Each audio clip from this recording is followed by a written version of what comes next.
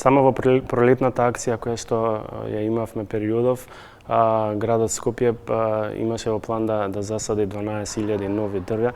Меѓутоа, од која дојде новата администрација, ова прашање беше една од клучните активности во кои што градот се залагаше. Значи, ланската година имавме рекордна година која во прашање зеленилото и сведоци сте на отварање на нови паркови и проекти околу зеленилото. Значи, пред периодов отворивме нов парк и тоа во Малиот ринг на град Скопје. Тоа е паркот Идни Пајко.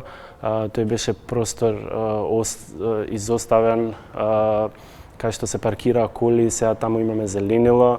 Еден од наредните проекти кои што моментално се работи е покривот над ГТЦ и таму ќе има зеленило и така натаму. Значи, ние како град Скопје се залагаме, особено во деловите кај што прошлиот период беа исечени многу дрва, изгубено зеленило и тоа фактички е Малиот ринг. Меѓутоа, не само таму, имаме различни активности во оваа тема.